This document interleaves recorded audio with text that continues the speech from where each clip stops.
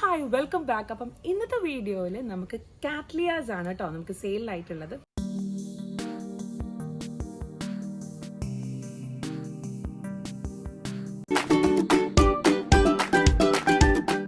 അത്യാവശ്യം Lush Bush ആയിട്ടുള്ള കാറ്റ്ലിയാസ് ആണ്. ഒരുപാട് തൈകളുണ്ട്. ഞാൻ കഴിഞ്ഞ കുറേ മുമ്പേ ഒരു വീഡിയോ ചെയ്തിട്ടുണ്ടായിരുന്നു എൻ്റെ കയ്യിൽ ഇങ്ങനെ വൈറ്റ് കാറ്റ്ലിയ വരുന്നിട്ടുള്ളത്. അപ്പം ഞാൻ ആ ഒരു വീഡിയോ ഇതിൻ്റെ അകത്ത് ഷെയർ ചെയ്യാം. നല്ല ഭംഗിയുള്ള നല്ല മണമുള്ള പൂക്കളാണ്. അത്യാവശ്യം വലിയ ബട്ടർഫ്ലൈനെ പോലെ അത്രയും വലുപ്പമുള്ള പൂക്കളാണ് നമ്മളെ കാറ്റ്ലിയാസ്.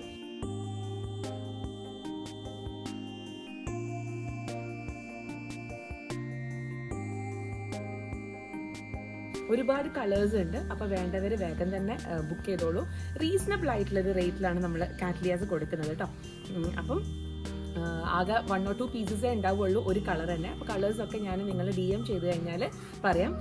റേറ്റ് ഏകദേശം 600 മുതലാണ് സ്റ്റാർട്ട് ചെയ്യുന്നത്, depending on the size of the plant കേട്ടോ. അപ്പോൾ സൈസ് മാറുന്നതിനും ഒരുപാട് തൈകളൊക്കെ വരുന്നതിനനുസരിച്ച് ചെറിയ ചെറിയ വേരിയേഷൻസ് ഉണ്ടാകും. അപ്പോൾ പെട്ടെന്ന് തന്നെ കാറ്റ്ലിയാസ് വേണ്ടവർ പെട്ടെന്ന് തന്നെ ബുക്ക് ചെയ്തോളൂ. വീണ്ടും വിരിഞ്ഞ പൂവിനെ കുറിച്ചിട്ട് ഒന്ന് പറഞ്ഞോട്ടെ കേട്ടോ. ആദ്യം തന്നെ നമ്മൾ തുടക്കത്തിൽ കാണിച്ച പൂവാണ് എൻ്റെ ആദ്യത്തെ പൂവ് ഒറ്റയൊന്ന് വിരിഞ്ഞിട്ടുള്ളത്. ഇതിപ്പം കഴിഞ്ഞ ആഴ്ച വിരിഞ്ഞിട്ടുള്ള പൂവാണ്. അപ്പോൾ ഈ ഒരു ചെടീൻ്റെ സ്യൂഡോ ബൾബിൻ്റെ ഉള്ളിൽ നിന്ന് ഒരൊറ്റ സ്റ്റോക്ക് വന്നിട്ട് അതിൻ്റെ അകത്ത് 2 പൂക്കളുണ്ട് ഒന്നിൽ തന്നെ. അപ്പോൾ അതിൻ്റെ പൂവിൻ്റെ വലുപ്പം കുറച്ച് കുറഞ്ഞു. അപ്പോൾ ഇതൊരു പൂവും അതിൻ്റെ തൊട്ടിപ്പുറത്ത് തന്നെ ഒരു ചെറിയൊരു തണ്ടിൻ്റെ മേലെ അത് സെയിം ലീഫിൻ്റെ ഉള്ളിൽ നിന്ന് തന്നെയാണ് കേട്ടോ വന്നിട്ടുള്ളത്. അപ്പോൾ ഇതിൻ്റെ ഇത് വേറൊരു പൂവാണ്. ഇത് എൻ്റെ അടുത്ത് നിന്ന് വീഡിയോ മിസ്സായിപ്പോയി കേട്ടോ. നന്നായിട്ട് വീഡിയോ ഒക്കെ എടുത്ത് വെച്ചിട്ടുണ്ടായിരുന്നു, മിസ്സായിപ്പോയി കേട്ടോ. പക്ഷെ നല്ല ഭംഗിയുണ്ട് അത് കാണാൻ വേണ്ടിയിട്ട്.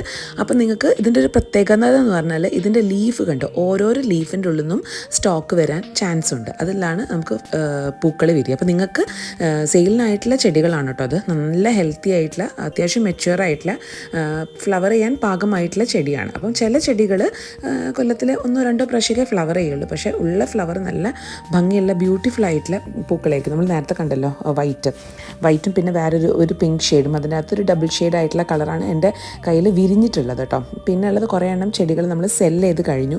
ഇനിയുള്ള കുറച്ച് ചെടികളാണ് ഞാനിപ്പോൾ കാണിക്കുന്നത്. നല്ല റീസണബിൾ ആയിട്ടുള്ള റേറ്റിൽ നിങ്ങൾക്ക് തരാം കേട്ടോ. അപ്പോൾ നമുക്കറിയാം കാറ്റ്ലിയ എന്ന് പറയുന്നത് ക്വീൻ ഓഫ് ഓൾ ഓർക്കിഡ്സ് ആണ്. അതായത് വളരെ ഷോയി ആയിട്ടുള്ള ബ്യൂട്ടിഫുൾ ആയിട്ടുള്ള ഫ്രേഗ്രൻറ്റ് ഫ്ലവേഴ്സ് ഉള്ള ചെടിയാണ്. എല്ലാത്തിനും മണം ഉണ്ടോ എന്ന് എനിക്കറിയില്ല, പക്ഷേ ചില വെറൈറ്റീസിന് പൂക്കൾക്ക് മണം ഉണ്ട് കേട്ടോ. പിന്നെ ഇതിൻ്റെ ഒരു ശ്രദ്ധിക്കേണ്ട കാര്യങ്ങൾ, അതായത് പുതിയ ആൾക്കാർക്ക് ഒട്ടും ഒരു കാറ്റ്ലിയ പോലും ഇല്ലാത്ത ആൾക്കാർക്ക് ഇതിൻ്റെ ഒരു ശ്രദ്ധ എന്ന് പറയാൻ വളരെ ഈസി ആയിട്ട് നമുക്ക് നോക്കാൻ പറ്റുന്നത്. നമുക്ക് ഡെൻഡ്രോബിയത്തിനെക്കാട്ടും ഈസിയാണ് ശരിക്കും കാറ്റ്ലിയാസ് നോക്കാൻ. അതിൻ്റെ റേറ്റിനെ കൊണ്ടാണ് നമുക്ക് മേടിക്കാൻ കുറച്ച് പ്രയാസം അല്ലേ. അപ്പം കഴിയുന്നതും കുഞ്ഞി ചെടി വാങ്ങിക്കാതെ അത്യാവശ്യം മെച്യൂറായിട്ടുള്ള നിയർ ടു ബ്ലൂമിങ് സൈസ് ചെടി മേടിക്കുന്നതാണ് ഏറ്റവും നല്ലത് തുടക്കക്കാരായിട്ടോ. ഒരുപാട് കാറ്റ്ലിയാസ് വളർത്തിയിട്ടുള്ള ആൾക്കാർക്ക് പിന്നെ പ്രശ്നമില്ല. കുഞ്ഞി സീഡ്ലിങ്സ് ഒക്കെ മേടിച്ച് നമുക്ക് വളർത്താം. നമുക്ക് ക്ഷമ ഉണ്ടാകും. അത് ഇത്ര സമയത്താണ് അത് വളരുള്ളൂ, ഇത്രയും ടൈം എടുക്കുന്നൊക്കെ. ഡെൻഡ്രോബിയം പോലെ പെട്ടെന്ന് നമുക്കൊരു ഫ്ലവർ കിട്ടുക അങ്ങനെയല്ല, ടൈം എടുക്കും. വളരെ സ്ലോ ആയിട്ടാണ് അവർ ഗ്രോ ചെയ്യുക. അപ്പോൾ ഇതൊക്കെ അത്യാവശ്യം മെച്യൂർ ആയിട്ടുള്ള പ്ലാന്റ്സ് ആണ്. ഏത് സമയം നമുക്ക് ഫ്ലവർ പ്രതീക്ഷിക്കാം. നമ്മളതിന് ഫെർട്ടിലൈസർ കൊടുക്കുന്ന രീതി നിങ്ങളിത് നോക്കിക്കുക. അതിൻ്റെ ലീവ്സിൻ്റെ ഒരു തിക്നെസ് നോക്കിക്കുക. ഇത് ശരിക്കും വെറും തൊണ്ടിൻ്റെ ഉള്ളിലാണ് നമ്മൾ പ്ലേസ് ചെയ്തിട്ടുള്ളത്. ഇത് നമുക്ക് ചട്ടി പൊട്ടിക്കാതെ തന്നെ അത്യാവശ്യം തിക്കായിട്ടുള്ള ചട്ടിയാണ്, പൊട്ടിക്കാൻ പ്രയാസമായിരിക്കും. നമുക്കത് ഇതിന് ഉള്ളിൽ നിന്ന് കിട്ടുന്നില്ലെങ്കിൽ, എടുക്കാൻ റീപോർട്ട് ചെയ്യുമ്പോൾ നമുക്കത് കിട്ടുന്നില്ലെങ്കിൽ ജസ്റ്റ് വേറൊരു വലിയ ചട്ടിയിലേക്ക് ഇറക്കി വെച്ചാൽ മതി. ആ ചട്ടിയിൽ എയർ സ്പേസ് ഉണ്ടാവണം എന്നുള്ളത് മാത്രമേ ഉള്ളൂ ഒരു കാര്യം കേട്ടോ. എന്താ വെച്ചാൽ റൂട്ട്സ് എപ്പോഴും ഉള്ളിൽ തങ്ങി നിൽക്കാൻ പാടില്ല. ഇപ്പോൾ ഇത് കണ്ടോ, ഇതിപ്പോൾ ഞാൻ അങ്ങനെ ചെയ്തതാണ്. വലിയ ഒരു ചട്ടിയിലേക്ക് ഞാൻ എൻ്റെ നമുക്ക് ഈ ഒരു സൈസ് പോട്ട് ജസ്റ്റ് ഇറക്കി വെച്ചു. അതിൻ്റെ അകത്ത് ചുറ്റും കൊടുത്തത് സ്പാഗ്നം മോസും പിന്നെ കരിയുമാണ് കൊടുത്തിട്ടുള്ളത്. അപ്പോൾ ഈ കരിയൊക്കെ കൊടുക്കുമ്പം ചാർക്കോൾ കൊടുക്കുമ്പം നല്ലതാണ്. വലിയ ഫംഗസോ കാര്യങ്ങളോ ഒന്നും വരില്ല, ഇൻഫെക്ഷൻസ് ഒന്നും ഒരുപാട് വരില്ല.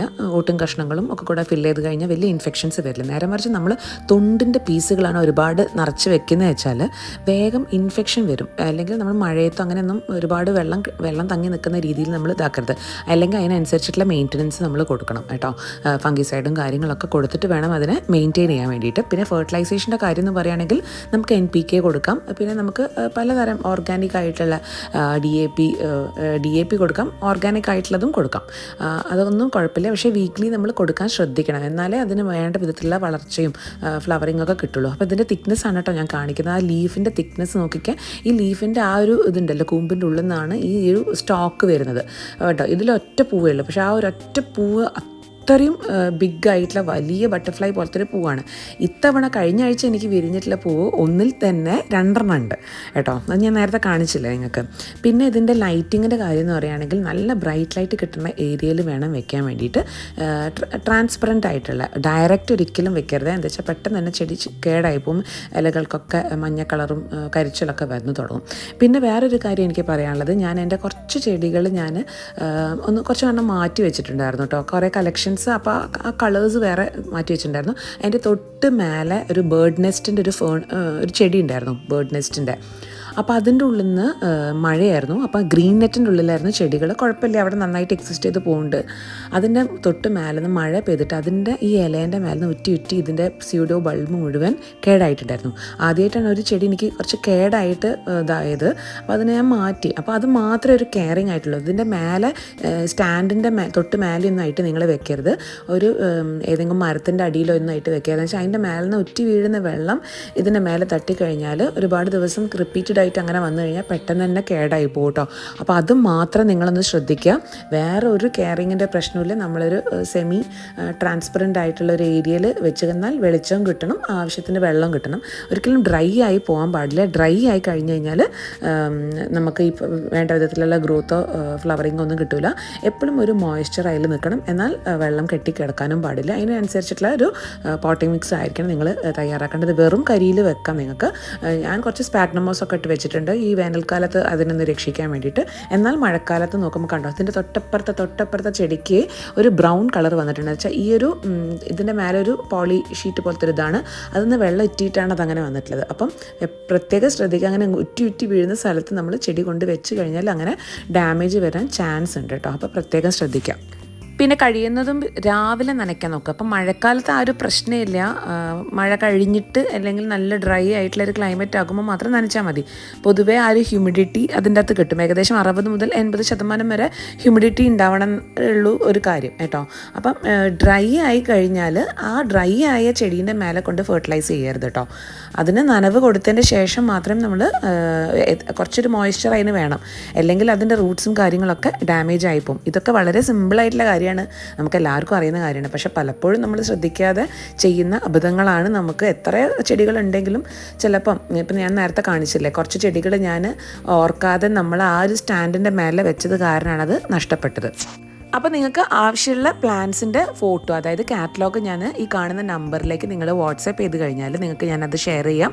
നിങ്ങൾക്ക് വേണ്ട കളേഴ്സ് നിങ്ങളൊന്ന് സ്പെസിഫൈ ചെയ്താൽ മതി. അതിൻ്റെ സ്ക്രീൻഷോട്ട് ഒന്ന് എടുത്ത് അയച്ചാൽ മതി. അതിൻ്റെ സൈസും കാര്യങ്ങളൊക്കെ ഞാൻ കാണിച്ചു തരാം. എല്ലാം ചിലപ്പം ഉണ്ടായിക്കൊള്ളുന്നില്ല, പെട്ടെന്ന് തന്നെ ബുക്ക് ചെയ്തോളൂ കേട്ടോ. അപ്പം അടുത്ത നല്ലൊരു വീഡിയോ ആയിട്ട് വരുന്നവരെ ബൈ ആൻഡ് ടേക്ക് കെയർ.